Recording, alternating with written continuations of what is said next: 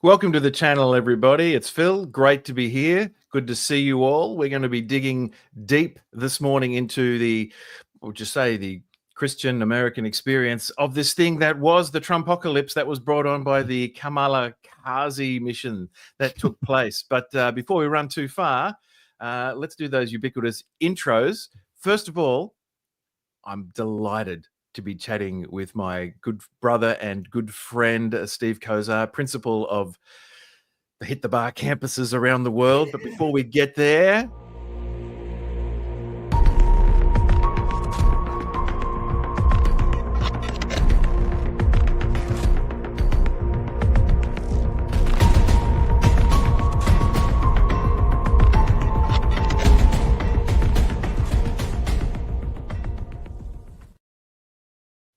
I always love a good asset like that, Steve, because it makes your channel seem so much bigger than you really are. Things you can do on Fiverr. Ladies and gentlemen, give it up. Opposite.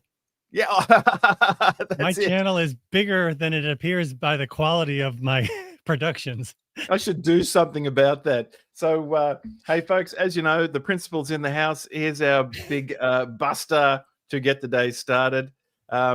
Glad that you can join us, whoever's able to join us today. We're going to be looking at, well, what was the elections that took place, and interesting to see why Christians should dig into that at all. But Steve, just between you and me, and actually, before I dig into that, importantly, I hope everyone's got their biblically approved beverage of choice. I do. It makes you look good and feel great.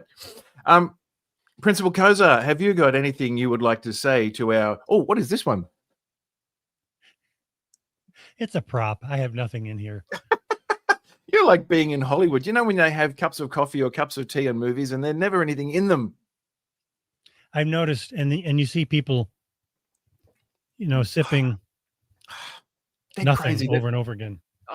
Or when they're driving, apparently, and they spend all their time looking at the passenger. Yeah, and I hate that. No, don't do that. Hey, but anyway, why don't you greet the campuses at the moment? Shout out to all of our campuses all over the world, especially our extra special campus in that big island country of Australia. You guys are kooky and nutty, and we love you. We love being here, brother. Thanks so much for joining us on Radio No Apologies Down Under. It's been an absolute privilege. I really want to get your insight, Steve. Going to start with a little bit of humor. You guys have lived up close and personal with the last, well, probably since 2016. Who knows? It seems to be that elections and politics in the States is in everybody's blood. I don't know if that's true or not, but that's kind of the impression that we get. People are being camped left, camped right, politics of division, that sort of stuff. And this is the impression we get. I'm just going to play this quick asset. It's a weird, funny little asset. It's got a national theme involved in it, but this is why we have to ask what's really going on in the States around elections. I'm sorry. No, no, no, no, no.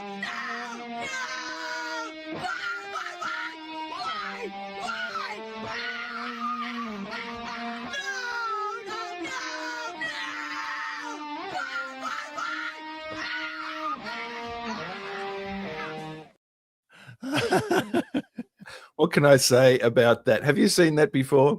I have not seen the musical version of it. That's incredible. It was so well done, and I added a little bit of Slash playing Les Paul up in the top left corner there as well. Yeah, so I've played with that just a little bit. Hey, everyone who's joining us today live, thank you. Obviously, Principal Steve Kozar is on the channel with us this morning for the broadcast down under.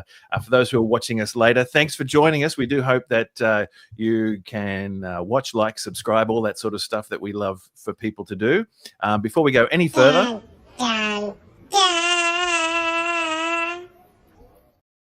just in case there's anything, YouTube are always after us, and we need to make sure that we give people an honest chance to get through a video without being struck from the platform just for playing someone else's stuff. So, Steve, before I get into any of these real formal questions, I've played that funny little clip there because around the world, this is one of the biggest spectator sports that has ever happened. Are these things that come around every 4 years called the United States of America elections. What's it like for you guys, like where you are, your state? Is it really as wired up as that hotspot video that we just played then? Is it a range? You tell me what you see, mate. Well, I'm in the basement all day. I don't get out. So you're asking the wrong guy in that regard.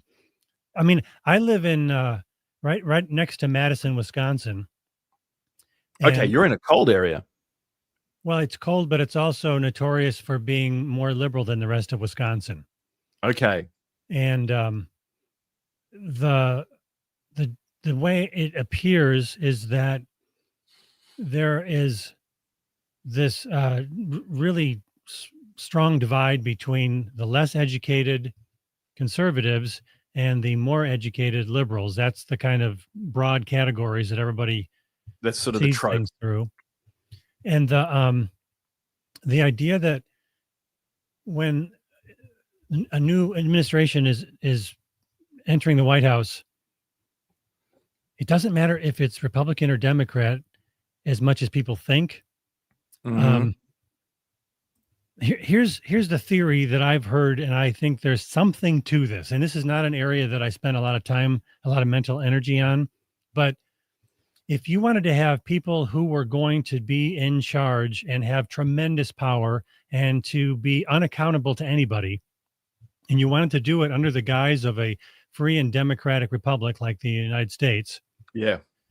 you could cause that to happen by having the bulk of the population divided into two exclusive groups that both have bad people within their leadership. Yeah. But if Yeah. you're Of in this course. group and you've got somebody that's running for office who's kind of a jerk and he's an egomaniac and he's in it for the wrong reasons, but you agree with some of what he says and he's from your party. When Yeah. somebody Yeah. from this other side says your guy's a jerk and he's an egomaniac, what you don't say is, well, I'm willing to make lots of compromises and he's really not that bad and make excuses for it. What you do is you Sure. say, well, your guy's even worse.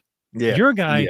So in politics, I was just talking to my youngest daughter about this a few weeks ago, about how she can't wait till the election is over because the campaign commercials on television, they're all negative ads. And I told her, I said, you know that the people who run these campaigns, they've got this down to a science and they know that Yeah. negative ads work. That's why that's Yeah. what they Yeah. keep using over and over and over again. My guy isn't necessarily good. He's just not as bad as your guy. Yeah. So It's if you the get running from the people, lion scenario, isn't it? I don't need to outrun the lion. I just need to be faster than you, yeah, and you're yeah, going to fall. And it is psychologically true that, clickbait works on people. Our synapses pick up on certain things. We're resonating. I observe that in myself in so many ways, and around election times in particular, or around events, anger is one of those key emotions Hmm. and fear that get people switched on. Yep. And so that's what I believe a lot of the media stuff is feeding on. And I can see that. And I've seen that in the I mean, ads. on one hand, you could say from a purely economic, pragmatic standpoint, you got a show, whether it's a big media show, major network, or if it's a smaller YouTube channel or anywhere in between, Yeah. you got to Yeah. get views. If you don't have views, you course don't you get do. money. So if that's all we're talking about, that's enough to explain why there's so much sensationalism and there's so much of Of this course. stirring up anger and fear is exactly right. Yeah. Mm. And there's not a lot of long, careful discussions about the nuance of different positions and why one idea might not be the best idea. But let's kind of take our time and think through all of the ramifications of a specific. Mm. No, we don't do that. We call No, we you don't. a liar and a cheater and whatever, and then they do the same to the other side. So Oh, Steve, you're spot on. I think one of the things that's happened is there's been a tremendous amount of social engineering that has gone on over the decades. And people think because they are educated, quote unquote, I use air quotes on educated, because if they think that they're educated, they can't be fooled, that, they have learned something, they haven't been influenced. That's that's the base root of the pride of someone who's been so educated. Now, I say that from a little bit of an educated point of view because I'm currently doing my doctorate in education right now. Huh. And I've had an interest. I've been an adult educator for over 35 years. I got straight into that early with my missionary work as well. And I'm aware of what educates people versus what influences them. Human behavior is that cycle. And I actually split that atom all the time. That's exactly what I do. Do I want to move someone or do I want to educate someone? Completely different things. Some of the tools cross over. Now, people use the word education, and as they do a lot in the States, uneducated white women put Trump in the office as an example. Well, that's a terrible trope because education doesn't just mean going to college or going to university. And when you get there, what's the depth or the qualitative value of what you get? What education? There's not just this one thing called education. Education, as we all know, is filled up of what on earth were you educated with? And it's the actual quality of that content. And so that's where a lot of social engineering has gone on. Critical thinking has been taken out of schools, not just in the States, but broadly across the board in the West. I think people would easily see that and agree with that. As basic scores go down, common sense goes down with it, and we're socially engineered into certain belief patterns about being socially, culturally acceptable. And yeah, there's basic education that goes along with that. People won't fall for the whole thing. But it is interesting that people get easily railroaded into one camp or another. Yeah. So I thought I'd push off with this first guiding question here. So, and hopefully you can read that clearly at your end as well. Leave it there as a reference point. From a biblical standpoint, how should Christians approach the outcomes of elections, especially when the results may not align with their values and hopes? I think you started working on that before. You were hinting towards that. So where do you take that? Well, one of the things that's really interesting about this is just the simple fact that for most of the history of the church, Christians didn't have the chance to vote for people. You were under some kind of a king, some sort of almost a dictatorship, sometimes a beneficial dictatorship, sometimes not so beneficial. So in the period that the New Testament was written, they were under the Roman Empire, which was not a kind governmental authority figure for the Christians.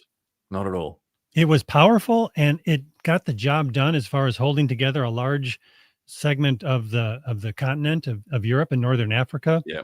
And it went through various mutations. It wasn't the same the whole time. There was a time when it was more democratic, and then it became more of a, run by a single Caesar Augustus kind of a character.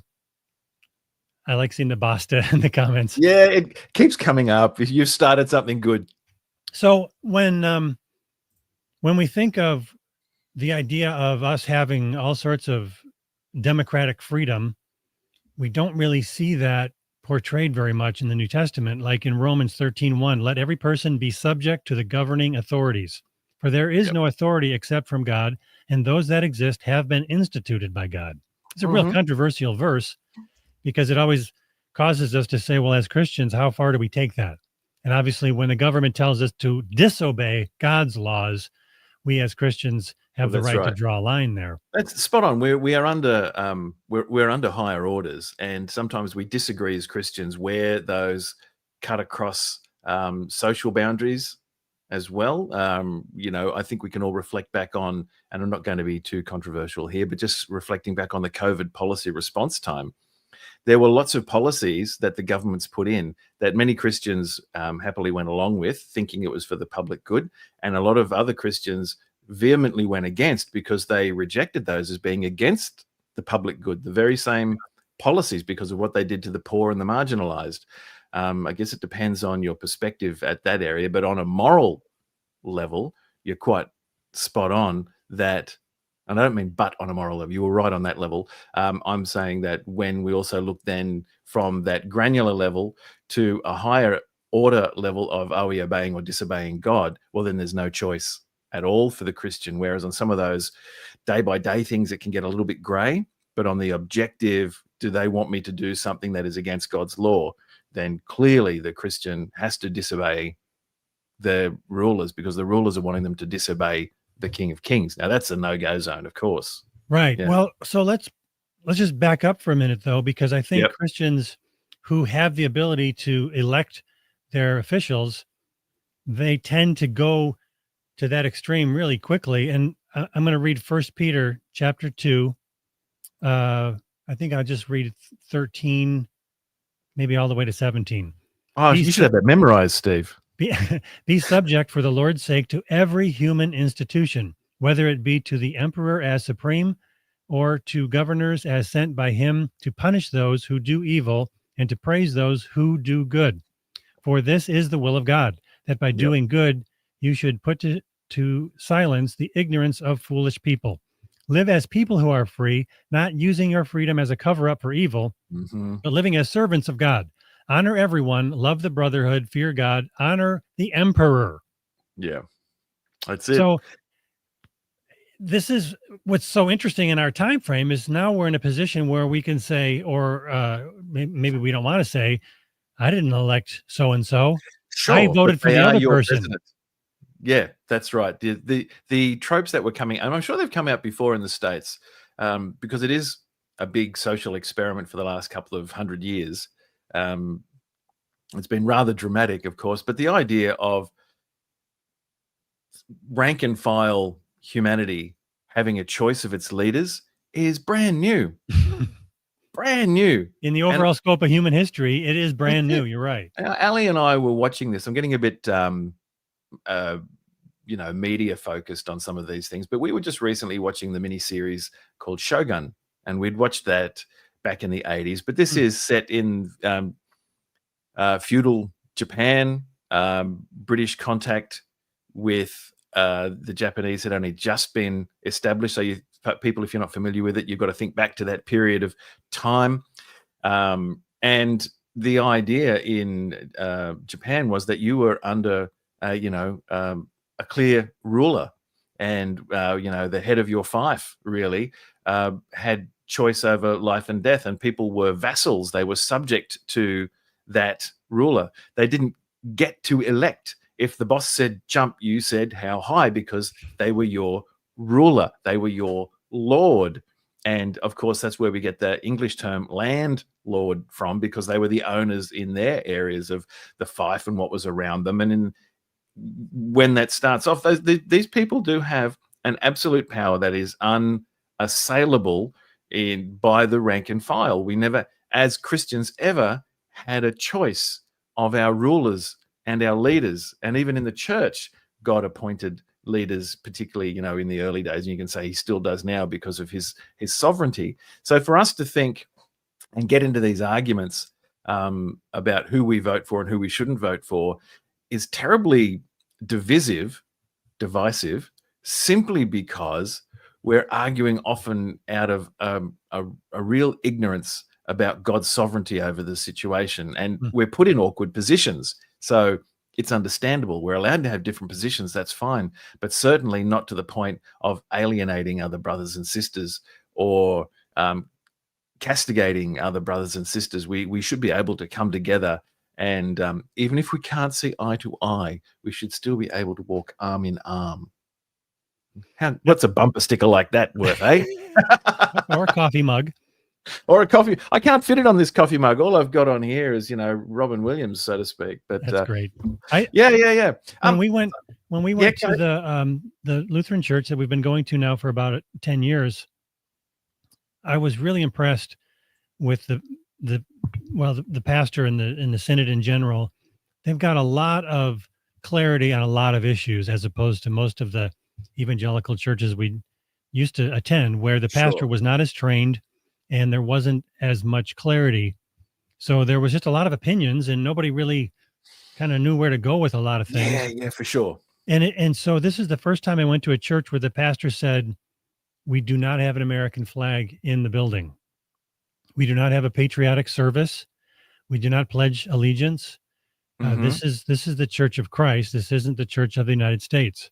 Yes. And he would not talk about politics ever, but he would talk about moral issues that were related to politics, like the issue of homosexuality or of gay marriage, or of course of abortion, those Yep. topics were something that he spoke very strongly about, but he didn't speak about them as much as he could. He didn't speak about them in a political way, but just as moral issues. And then people could come to their own conclusions as to who they would vote for. And we have people in our church who have a background in both Democrat and Republican Party. Most of them are pretty conservative. Obviously, it's a Sure. very conservative biblical church, but still, you don't hear a lot of that um, kind of hand wringing about how bad the other party is. It's just not a topic that gets brought up so much, and I find that really refreshing. Oh, look, that's great. And I did have a discussion, and things as a trope here.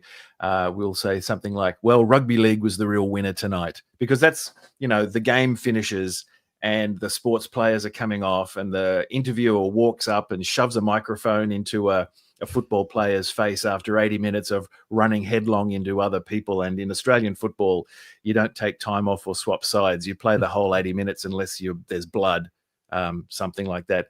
And they've all been trained to say, it was a tough match, but rugby league was the real winner tonight, meaning like, the whole game. And people tend to get like that. They don't actually get to analyze the essence of what's going on around them. They don't actually want to say, this happened and this happened and these events and these events, and I'm taking a literal view. Now, the hard thing is, of course, that we actually have to have an opinion of these things these days, Steve, because we do actually have to vote. Actually, in the States, you don't have to vote. That's a bit different. In Australia, it's mandatory. Oh, I didn't know that. Yeah. I was going to say a really interesting topic. I don't know if we want to go there and get too far in a bunny trail, but No, go ahead. both the United States and Australia, I love it. Go Steve Taylor, one of my favorites. That's met my him at an art line, show. Robert. Good on you, mate. About 20 years ago, I met him at an art show in Chicago and had a chance to talk with him just a little bit. Well, his wife's a sculptress. Yeah, so he's a great guy. Anyway, we're living in the shrapnel, both Australia and the United States, of the British Empire. Mm-hmm. And the British Empire is, in some respects, what the NAR is trying to do today. Dominionism is something that's already been practiced and to some extent is still being practiced by the United Kingdom. The Anglican Church claims to have apostolic succession. I love the Anglican Church. We're actually, as Lutherans, closer to Anglicanism than any other thing. But two-parter. Yeah. It's very close. You've got men in robes and all sorts of things. What more could a guy want for church on a Sunday? Hey, what do you think about this second discussion point here? And also, folks, while you're live with us in the chat, obviously, if you're watching later, you don't get to put into the chat, but please give your comments afterwards. And I do try to reply to all of them. Put in your own thoughts about the questions as we're going along. We'd love to hear from you because you're a part of this church discussion. Not saying that we are a church, but we are the church. So let's chat like the church and be generous and open-minded, biblically speaking. How do you think the themes of justice, mercy, and humility can guide Christians in interpreting the current political events? This is a really good question, and you could spend hours picking through that. And there's various layers. Of course. So a current political events could mean, this gigantic presidential election that we just had, but it could also mean that we have a lot of local activities here in our own town. And of course, we live right next to Madison, which is the state capital. So I don't know if you know this, but Paulette used to work at the Capitol. She was actually in the government. She was just an administrative person, but she worked for a state representative, not the U.S. representative, but the state. Yeah. And the thing was, you find out pretty quickly how exhausting it is to be in the government and how it's a never-ending merry-go-round of fighting back and forth and making very little progress and spinning your wheels and spending lots of the taxpayers' money. But as Christians, I like the idea that we should be thinking about justice, mercy, and humility as major themes and not power. Yeah, and that's not control. And so to what extent do we see our government as doing the right things from a biblical standpoint? And those right things would involve mercy and justice. And it's really interesting that in America, if you go back to the late 1800s, there was actually a pretty strong movement of biblically minded Christians, conservative Christians, who were actually really veering towards socialism because they saw Mm-hmm. how Mm-hmm. in America, especially at that time, before the antitrust laws and everything really had their full effect, that to be poor in the United States was really hard. We were more like a third world country at that time. And before the unionization brought about better labor laws, it was really rough being just a regular person in America. And so It Christians is. actually reacted to that, and they were trying to figure out ways to make life better for their fellow man. And of course, today we don't have that problem. Today we No, have no, no. almost the reverse problem. We have people they don't work at all, and they get paid to sit home and watch TV and get free Yes. stuff from the Yep. people who do work. So it's kind of flipped upside down. It has. There's the actual people who produce is very limited compared to the people who are able to take money from the system these days. And I don't want to get into that rabbit warren too much, but it does set up how people are then influenced to vote, because why would you vote against something that feeds you?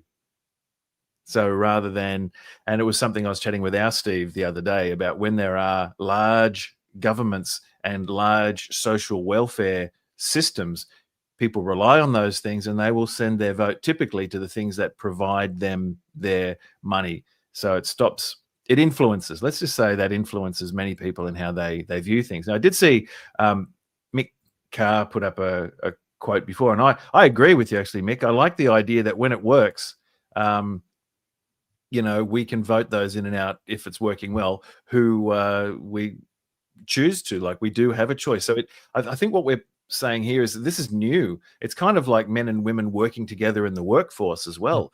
It's really only been the last 50 or 60 years that this has taken place in like wholesale in the West. Not that women haven't worked before. Of course they haven't. In other places, there's been a lot of women in the workforce, but that whole merging of the male-female workforce is another cultural shift that pushes on these things. And so there are numerous influences that push us around in our thinking and our framing and phrasing of things, but still the idea of justice, mercy, and humility guiding Christians beyond the things that bug us directly. Like, well, there's this sense of we are guided by a higher calling, Steve. So maybe that's something worth thinking about. I'm seeing a few comments here coming up. Yeah, go ahead, mate. The body of Christ, the church, needs to stop with the bickering and conspiracies and etc., and be open to agree to disagree instead of bashing each other over the head with this. Yeah, I think, it's until you really get down to specific topics, that's overall a good idea. Yeah. And so then you get to the point, if you really delve into that concept further, of, well, what about the issue of abortion? Is that something that we should agree to disagree about? Yeah. Then some people do. Yeah. Surprisingly, I think you might have even covered this on your channel. I'm not sure where I saw it, but some female ministers, female pastors, were actually thinking it was a ministry of Jesus to help women in the actual abortion. Yeah, that wasn't me, but process. I saw that. I didn't see that whole thing. I just saw the headline. Very, very challenging space, that one. I won't comment on that right now, but we can be that divided mentally divided. Well, that doesn't sound right. Brain cloud, mentally divided in the church. Like, people can think differently about certain things. And so it's hard for us to get our head around that. Look, here's another prompt as well. What do you see as the role for Christians in shaping the future of America, especially for, in a diverse society with differing beliefs? Like, yeah, that's a huge topic too, because the America that I know, I just turned 60 this past year. Hey, congratulations, man. You look like 50. Thank you. The America that I'm a part of it's a lot different than it was when I was a kid. And for people who are 80, it's really different.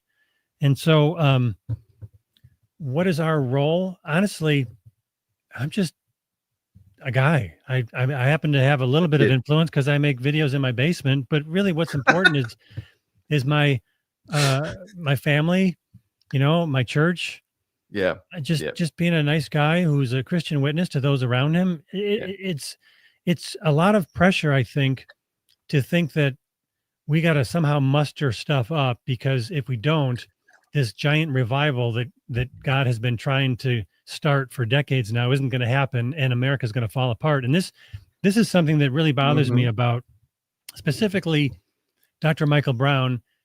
Yes. He's spoken on this many times, and he keeps saying how America is toast if we don't have a revival. And I keep saying, okay, so the Christian church was birthed under the Roman Empire. How did that happen? They didn't have America, and yet the Christian church flourished under the most incredibly oppressive empire. So Christianity does great under persecution. I don't want America to fall apart. I don't want to have socialism or communism or any of those things. I would like my taxes to be lower. I would like people to have more freedoms as opposed to less freedoms. And I think overtaxation is basically, it's not about the money so much as it takes away our freedom. It takes away our ability to do the things that we could otherwise do. So yeah, freedom is great, but we've had freedom for a long time in America and we've squandered it. So maybe it is in God's sovereign will that he's allowing our freedom to dissolve before our very eyes and punish us. I don't know. Well, that's a possibility, at least. Well, I wouldn't disagree with that, simply because I believe God is sovereign and there's nothing that takes place. Not a sparrow falls to the ground without his knowing about it. So if it's in his permissive will, it is in his permissive will because he's permitted to happen. I firmly see through scripture that God can do and will do anything he wants when he wants, as it glorifies him and suits his purposes. So you'd have to see that and go, well, Christians around the world, even because Australia has gone a very similar route to the States over the last few years of you call it progressivism. I don't call it progressivism. It's social entropy, really, that's taking place, and people trying to prop up some kind of social progressivism through over legislation. You end up just getting bogged down and you can't work, you can't move. Those who have to work have got so many burdens on them just to be able to work and pay taxes or run small businesses that it's almost impossible to move because of all these overly progressive laws that are ostensibly there for the good of people, but they end up bogging people down in qualitative and quantitative terms. And so I look at that and I go back to your earlier question, which is, at times it's healthy for a Christian to somewhat unplug from those expectations of being plugged into the news and being plugged into the media rather than just plugging into scripture and go, what is my response? What is my requirement here? My requirement is to love mercy and to live humbly and justly before my God, irrespective of what's going on, as the church did and flourished under the great heel of the almighty and brutal Roman Empire for the first X hundreds of years. So when it comes to us shaping the world around us, what do they say? The blood of the martyrs is the seed of revival. I think it's almost like there's a formula. If you're spending all of your time trying to shape culture, you're probably not. And if you're just trying to be a biblical Christian, you probably are. That's right. That's right. It's one heart at a time, brother to brother. Do you know what I mean? Like that's the real sense of the church and the gospel. It's not that people can't do their job where they are, but this whole idea of influencing and changing and being politically active, the difficulty with that is it plays right into the New Apostolic Reformation camp, the 7 mountains or the 7 discs or the 7 circles or whatever they're into at the moment. It's got a good number 7 because they can't let go of 7 because that's a godly number, of course. You know what I'm saying? They won't do 7.5, that sort of thing. But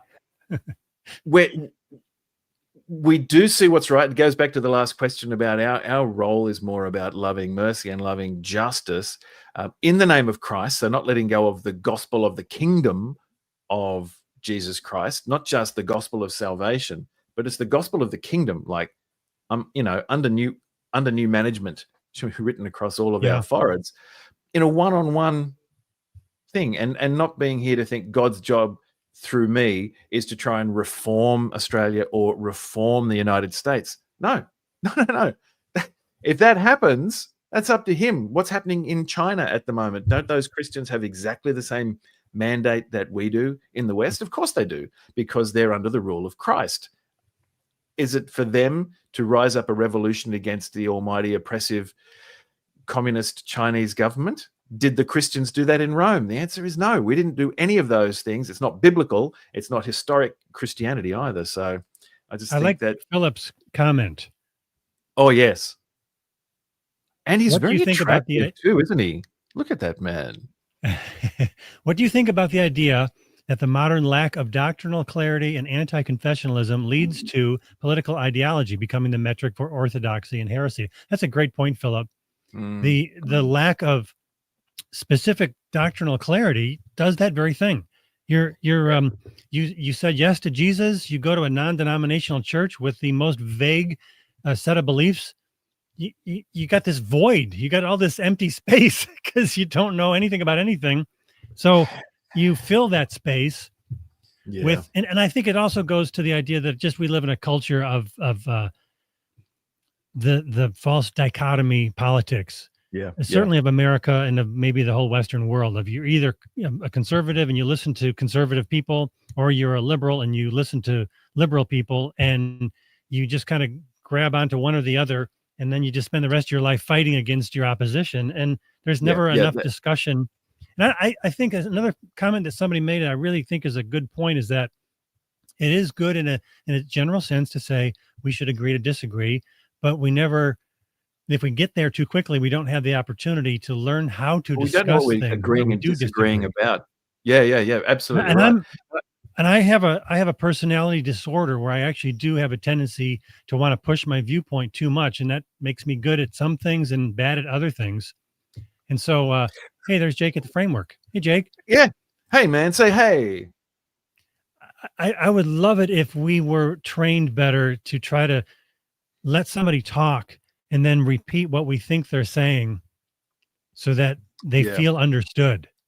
And then only then are we in a position to say, I see where you're coming from, and I think I understand why you're saying these things. And perhaps is it possible that this other way of looking at it might also be worth considering? If we could have that kind of attitude, and I'm just as guilty as anybody.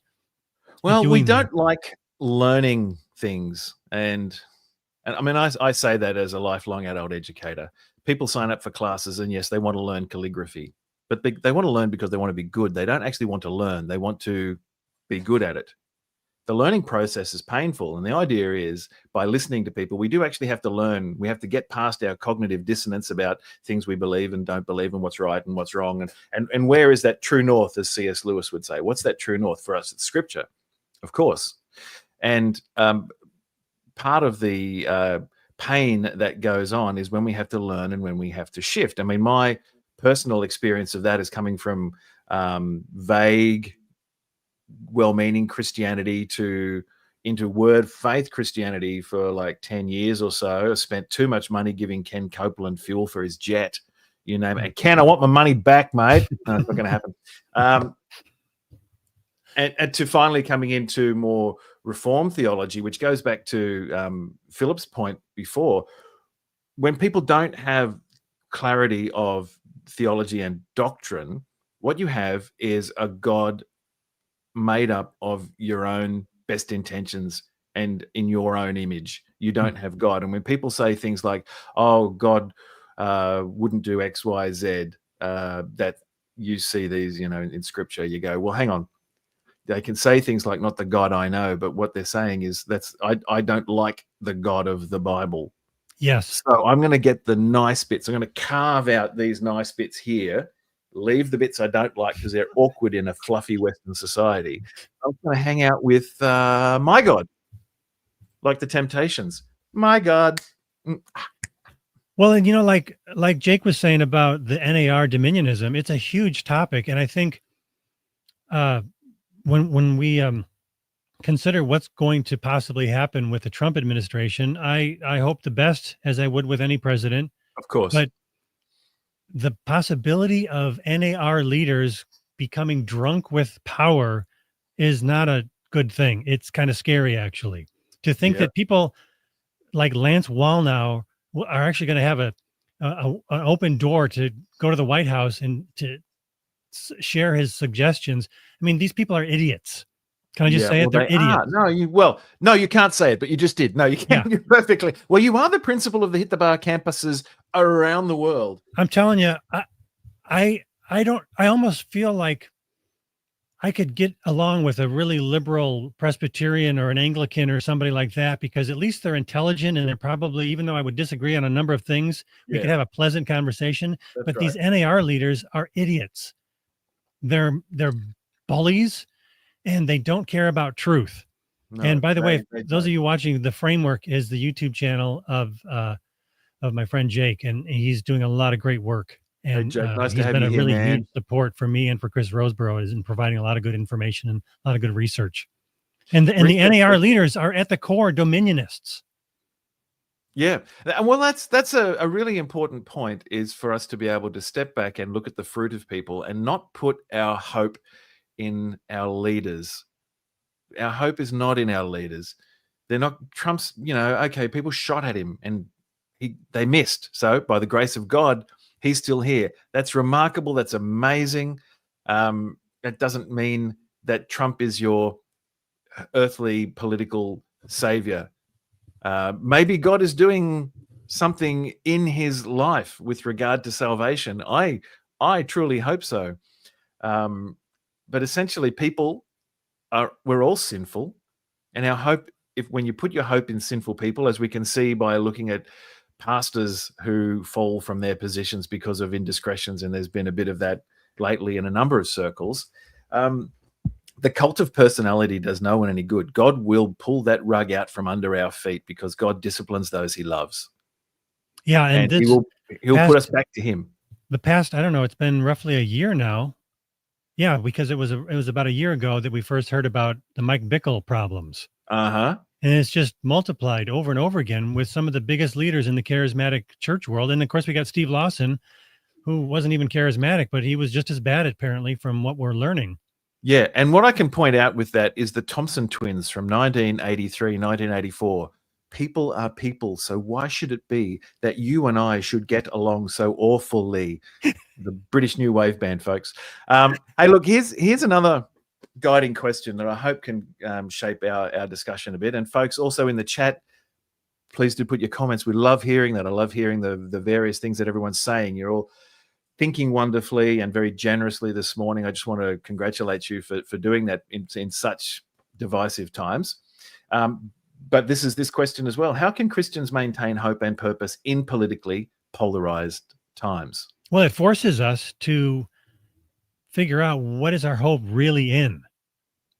If our hope is not in our government, and our hope in the government is actually not hope, but fear, like I think my government is actually out to get me, that actually forces us to put our hope in God, which is where it should have always been to begin with. So we should thank God when our government does things right, and we should pray for our government leaders as Scripture commands us to do.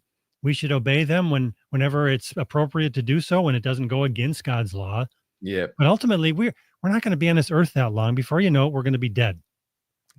So I don't mean that to be like a negative thing. It's just, that's the reality. I think it's in our lifetime that we live in a culture that pretends that we're never going to die, and that everything that we are currently experiencing is the most important thing that ever happened. And yet, billions of people have gone before us, and we don't know their names. They're gone. We're nothing. We're nothing. We are grass that withers. We are flowers that fade. I'm now quoting Petra, but that's true. We need to know who we are not. We're not that important. It doesn't. We don't. Hear me correctly here. We don't matter. Christ matters. Let's go to the idea of the British Empire. If you were a part of the British Empire in the 1800s, it would have been very easy to say, this is God's empire. This is the crowning achievement of all of human history. There's never been an empire like the British Empire. Well, where is that empire today? It's a shell of what it used to be. That's true, Stephen, and they can barely play cricket very well. So I think, yeah, we will die, nations will fall. Absolutely, Robert Payne. Perfect. The possibility of America as the world empire that it is not being the world empire anymore is something we have to go, oh well, that's it. God didn't create It the is what United it is. States of America. No. That's it. We do become very Western centric, a lot of us, particularly if we haven't traveled very far as well. We live a little life. We like to think we're bigger than what we are, but we live a little life.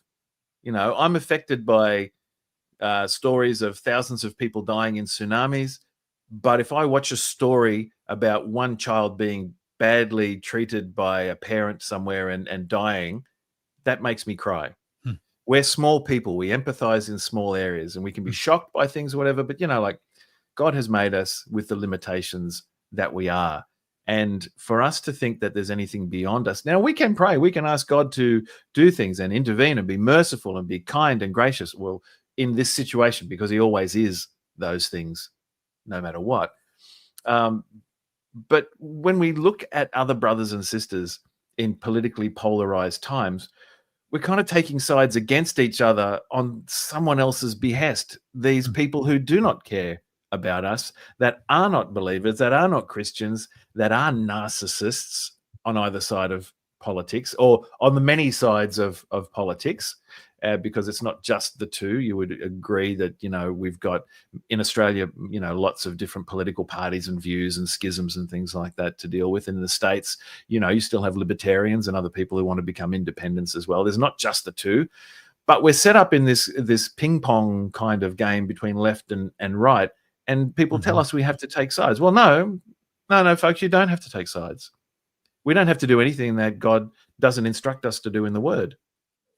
And so when people want us to be politically polarized, does your Heavenly Father instruct you to be politically polarized? Question mark. I guess the answer is no. Yeah, I think it's really good not to get wrapped up in so many political issues that it causes us to automatically kind of put up walls between people that we otherwise might be friends with. Yes. I was at this get together that some friends had that, people we don't know real well, but we're just friends with them. We see them occasionally.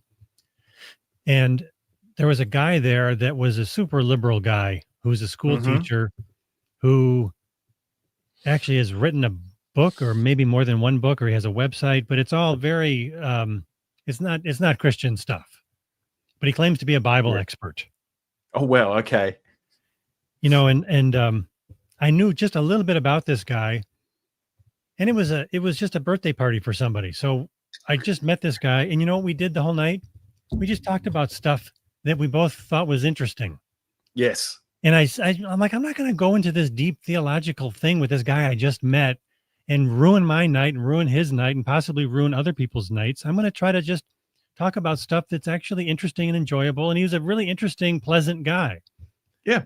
And I left with his website and he left with my website. And when I went home, I was like, oh gosh, wow, this guy is completely different than me. I'm glad that we didn't even get into it because it would have been pointless. Yeah. There are times I think it's okay to do that. That's all I'm saying. You're just going to have percussion discussion at those points. And I think that leads us nicely into this. I guess this will be our final guiding question, unless there's anything that comes up in the chat after this as well, because, sort of in our last 10 minutes, we don't want to take this too long, but just, keep bookends on what we're doing. And, you started talking then about what practical steps can biblically informed Christians take to bring unity and understanding rather than division in their communities. How do we do it? How do we live out scripture about loving our brothers and sisters? That's it. How do we live that out? Because times are always tough, man. Euodia and Syntyche were told to get on with each other by the Apostle Paul. What do we do? I think something that has struck me for a while now is the idea that if we're just trying to build a relationship with somebody that we don't know very well, and we know that they're politically much different than us because they're not Christians, and they have much different beliefs about moral issues because they're not Christians, my goal is not to convince them of my moral beliefs right away. and hoping that by doing so, I can cause them to want to become a Christian because now they agree with me on these moral issues.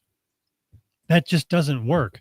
And it's not because I don't even think it's because they're stupid or anything. They've just been conditioned to think that Christians are really more about what we're against than what we're for. And I think it would be good to try to demonstrate that what we are as Christians is we're redeemed sinners. And the core of our belief is this knowledge that, wow, I don't deserve anything from God, and yet he died on the cross for my sins. Oh, it's amazing.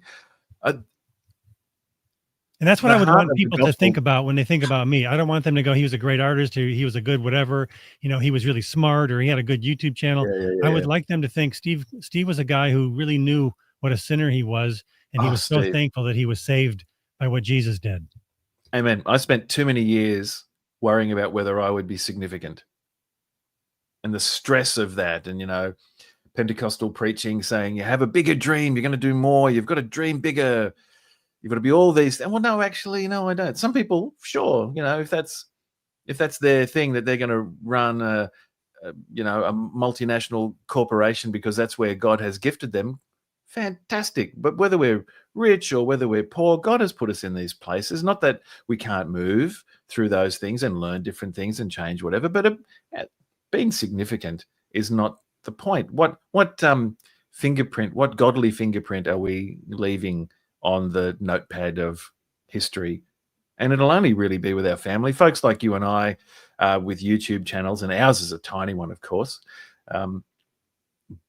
But we'll have a bit of a fingerprint for a little while, then we'll be forgotten with the dust. We'll be erased from YouTube because, we'll retcon something and nothing will really matter. But essentially, God's looking at how transformed into the image of Christ we become. And that is what will make the difference in any life, because that will be, I guess, the bedrock of the gospel. And yes, we do need to speak. I'm not just saying we need to be like St. Francis, that famous prayer that says, let me go out and preach the gospel, and if I need to, use words. Yeah, yes, that doesn't we work. absolutely need to use words because the gospel's pretty offensive. And I'm glad the gospel offended me. I'm glad I finally learned how wretched I was, because there was freedom for those who were sick and needed a doctor. There was healing. Christ was for me, is. And so that sort of stuff now helps me in this particular question, being a practical step. First of all, practical step one, recognize that I'm struck by these symptoms of sin as much as everyone else. I'm a victim of this disease that I'm out here trying to cure. That's where we're all at. So look, Pam has put this up here, which is said, and I don't want to misquote some things. In God's eyes, we are all significant. Yes, I would say yes. That's true to a degree, particularly in the fact that you look at the price that God paid for us.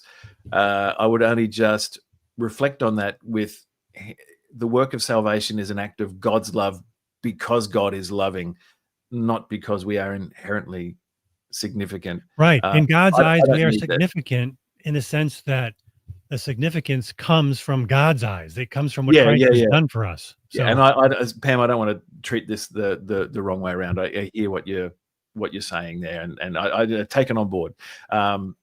Beggars telling other beggars where to get bread. Yeah, that's true. As long as they don't have to steal it, like that's still illegal in some countries.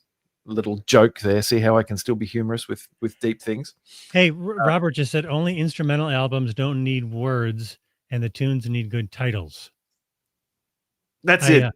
I listen to mostly most of the music I listen to is all instrumental music. So I don't like to hear people talking about their stuff because it clogs up my head. I like just pure music. So I listen to mostly jazz and I a lot love of it. classical music. I love it. You know what I just got yesterday, Phil? What was this? I just got it in the mail. Paulette and I watched, I think we watched it on Halloween. If not, it was the day after, but we watched To Kill a Mockingbird. Oh, wow. The Gregory Peck movie. And the music is so beautiful. One of the most Thankfully, they've never remade that. They what? I said, thankfully, they've never remade no. that. If they do, I won't watch it. No. It was too good. But the composer of that soundtrack They actually redid the entire soundtrack in 1996 with the Scottish orchestra. Wow. And I got the CD and I found a used copy and it came in the mail yesterday. And boy, is it beautiful. I don't even know how I got on this topic, but oh, Because we it's talked because of about his the prayer of comment. St. Francis, one of those. You don't have to preach the gospel if you're not living it. Well, I think they've got to come together. The words and the life example of that sort of thing is very important. And also when it comes to the idea of I'm going to get into another movie quote here just before we get back onto the topic again. Has anyone ever seen the movie Big Business with Bette Midler, Lily Tomlin, and Lily Tomlin? If I did, I don't remember it. They're two sets of twins separated at birth, one from a rich family, one from a poor family. Lily Tomlin and Bette Midler, not twins, but become twins at birth in the alternate universes that they live in. And these two that are probably from Kentucky or somewhere like that, they have various boyfriends. And when they go looking for the girls in New York, one of the boyfriends is, in a hotel staying with some people from the big business side of world, and there's instrumental music, and he says, "Hey, that's classical music, ain't it? I can tell. No lyrics." It gets me every time. So what have we got here? Just a few more quotes and things there. Practical other steps are really good.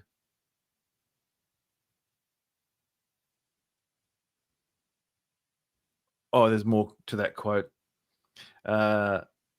Saying that it resolved never to expect to see someone change their mind in front of him, which I thought was a nice way of shaking the need to make people agree on the spot. Oh, absolutely. Pray that God has mercy on you. You can see that when Peter is talking to or chastising even Simon Magus in Acts, when Simon Magus tries to buy the gift of the Holy Spirit, and Peter goes, "Down, boy," may God have mercy on you. It's just, and so, you're not always after the decision. You're not always after the conversion. We're after being salt and being light, and God will do what God will do. What does Michael said here? The priest emptied, swept, and garnished the first generation so he could rebuild the new temple made without hands. Yeah. We are the new temple. And that's a way to think of ourselves, our lives, like it says in Romans 12, where we are a living sacrifice. Our lives are like that. Look, we might start wrapping it up here. I think, Steve, you've got din-dins to get to. It's getting towards lateness where you're from. Actually, sure. Paulette's not going to be home yet for another hour. It's time for you to do a whole nother video from the Messed Up Church, which we all look forward to. Hey, for anybody who's watching, I did want to mention that I'm filming clips for the American Gospel docuseries. Great. And I know that a lot of the viewers of both of our channels are familiar with that, and to be praying for that project to come to fruition. There's been a lot of hurdles, both technical and financial, and it's a great project, and it's going to be amazing. And I want people to just know that it hasn't fallen by the wayside, and it's really close to having the first section released. That's it. Well, Steve, on that note, I encourage everyone to keep a lookout for that. Also, anyone watching or visiting who's been to the channel for the first time, thanks for coming. I love that you've been here. Please do, give it the old thumbs up. Leave a comment if you're watching later on. And you know what, Phil? You're doing it right. You should only ask people to put a thumbs up after the video is near the end. I don't understand why people do that at the very beginning of a video. It's one of my pet peeves. The only time I do that is if it's Eric Clapton. Yeah. or Fighting for the Faith, or I just click the up button right away before I even watch it. There's a few of those. I do that with the Messed Up Church just out of solidarity. Of course. Solidarity. Yeah. I love you guys. But also our Steve, so Steve Falken and I. Steve is in the middle of writing a couple of other books at the moment, and as Good for him. Steve's our theologian on the team. I'm our educator. That's just our professions, so to speak. But we're also working on our own movie at the moment, which is unpacking the roots of the NAR and Pentecostalism. So we'll be taking a bit of time working on that. We may call you in for a little interview, Steve, just because we love you so much and you look good on camera. Hang on. We could always do with clickbait. Hey, so folks, thanks so much for joining us. Oh, look what we've got here. We've You got want to talk the about Bookmaster. the history of Pentecostalism? Oh, we do. Pentecostalism in America, introduction to Pentecostalism. Let's see here. We got the rise of network Christianity, Pentecostal charismatic movements, the history of error. Wow. Here, Fields White unto Harvest, Charles Parham and the missionary origins of Pentecostalism. Oh, wow. Vision of the Disinherited, the making of American Pentecostalism.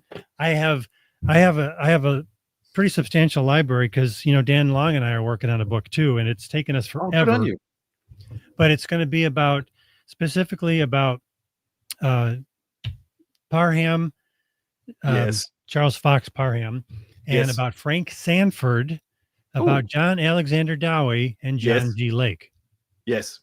I actually started writing back in my NAR Pentecostal Word of Faith days. I actually started to write a screenplay in favor of John G. Lake. Oh, wow. And it was sort of set back then, and I was right in with the Copelands, and Gloria was going to read it. And then thankfully God got to me along the way, and I've shelved that screenplay project. But yeah, there's some dodgy storytelling in the name of fan fiction as far as... It must be nice to just make stuff up. It's called Hollywood, baby. It's called Hollywood. Yeah. Hey, so let's give it a wrap up from here, folks. I think for those who stayed with us for the hour, thank you very much. It's been wonderful to have you here. A great chat. Steve, for your time. Blessings on you and all who sail upon you, or however that works, and your channel. It's lovely to catch up. I'm glad we could do it at short notice. I hope this helps Christians around the world and in the States not be polarized, but to look at the sovereignty of God in and above all the machinations of humanity and our weird ways of doing things. And what else can I say? Oh, I better put that up there. I'm going to keep asking that again because, oh, am I saying something? I don't know. We're a small channel, but we would like to grow. But more importantly, no, that's the wrong one. That's the fun one. We want to bless everyone. Say thanks for coming. Steve, any final wrap-ups from you, my friend? No, you do fine just by yourself. All right. Well, on that note, we're out of here with some media, and we want to thank you all for those who've joined us live stream and those who have watched post live stream. We love that you're here. Please share your comments. We're allowed to have different opinions about various things and discuss them as long as Christ is King. Because